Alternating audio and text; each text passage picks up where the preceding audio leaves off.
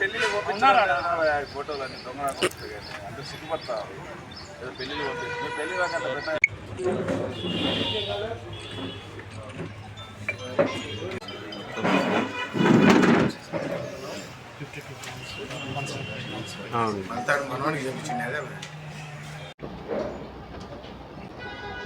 ఈ నెల 6వ తేదీన మాదన్న గారి రమణమ్మ వారి మహబూబ్ నగర్లో ఉంటారు.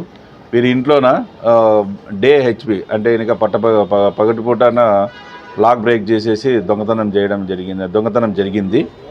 సో అందులోన సీసీ ఫుటేజ్ల ద్వారాను తర్వాత ఇంకా మిగిలినటువంటి టెక్నికల్ ఎవిడెన్స్ ద్వారాను మన ఎస్ఐ చిరంజీవి గారు వాడిని ట్రేస్ చేసి నల్లపనేని గోవిందు, ఇతని వయసు వచ్చేసి 19 సంవత్సరాలు. ఇతనిది వచ్చేసి మహబూబ్ నగర్ మన మైదుకూరు టౌన్లోనే ఉంటాడు. వాస్తవంగా ఒరిజినల్ ఊరు వచ్చేసి బుడ్డాయిపల్లె, ప్రొద్దుటూరు టౌన్ అతని సొంత ఊరు. కానీ ప్రజెంట్ అయితే కనుక మన మైదుకూరులో ఉంటున్నారు. సో ఇతని దగ్గర నుంచి దాదాపు 52 గ్రాముల బంగారు ఆభరణాలు, సుమారుగా విలువ వచ్చేసి 7,50,000. మరి అట్లనే వెండి 175 గ్రాములు ఆభరణాలన్నీ కూడా సీజ్ చేయడం జరిగింది. అది ఈరోజు మార్నింగు 7:30 గంటలకు మన ఎస్ఐ చిరంజీవి గారు వాళ్ళ స్టాఫ్ తోటి ఇతన్ని అరెస్ట్ చేసి ఇతని దగ్గర నుంచి చెప్పినటువంటి బంగారు ఆభరణాలను మనం స్వాధీనం చేసుకున్నాము. ఇతను ఇంతకుముందు ప్రొద్దుటూరులో కూడా ఒక 2 క్యాటిల్ థెఫ్ట్లో కూడా ముద్దాయిగా ఉన్నాడు. ఇతన్ని కూడా అరెస్ట్ చేసి ఈరోజు కోర్టులోన పంపడం జరుగుతూ ఉంది. అట్లాగనే ఇంకొక కేసులోన మనకు మైదుకూరు టౌన్లో 2 దొంగతనాలు జరిగినాయి. ఒకటి వచ్చేసి 29/5న ఆటో ఒకటి థెఫ్ట్ జరిగింది. ఇది వచ్చేసి మార్కెట్ దగ్గర ఉంటే సార్. అట్లాగనే షైన్ మోటార్ సైకిల్ ఒకటి 3/6న ఒకటి మోటార్ సైకిల్ కూడా థెఫ్ట్ జరిగింది.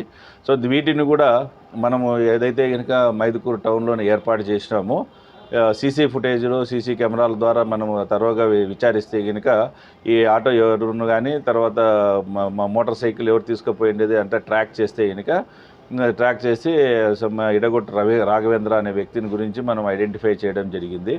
అతను ఈరోజు ఉదయం 9 గంటలకు మన ఎస్ఐ వెంకటరమణ గారు వాళ్ళ యొక్క స్టాఫ్తోన అరెస్ట్ చేసి అతని దగ్గర నుంచి షైన్ మోటార్ సైకిల్ను మరియు తర్వాత హోండా ఆటోను రికవర్ చేయడం జరిగింది. ఇతను ఇంతకుముందు కూడా ప్రొద్దుటూరు టౌన్లో కూడా ఒక హౌస్ బ్రేకింగ్ కేసులో కూడా ఇతను ముద్దాయిగా ఉన్నాడు. ఇతనికి పాత నేర చరిత్ర ఉంది.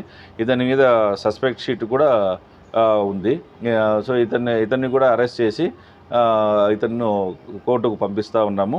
ఈ 2 కేసులు థెఫ్ట్ కేసులకు సంబంధించినటువంటి 2 ప్రాపర్టీ కేసులు కూడా మనము ఏదైతే కనుక మనము మైదుకూరు టౌన్లో ఇన్స్టాల్ చేయడం జరిగిందో సీసీ కెమెరాలు, వాటిని తరువుగా మనం వెరిఫై చేసి వాటి వల్ల మనం ఈ 2 కేసులను కూడా విజయవంతంగా డిటెక్ట్ చేయడం జరిగింది.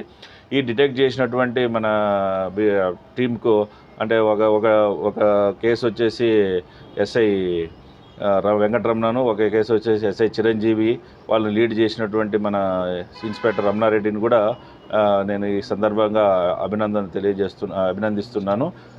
మరియు వాళ్ళ స్టాఫ్ అందరికీ కూడా నేను అభినందిస్తున్నాను.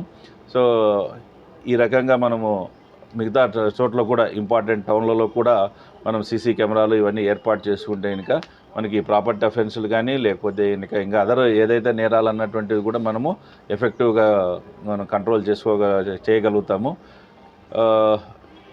Okay, thank you. అంతే.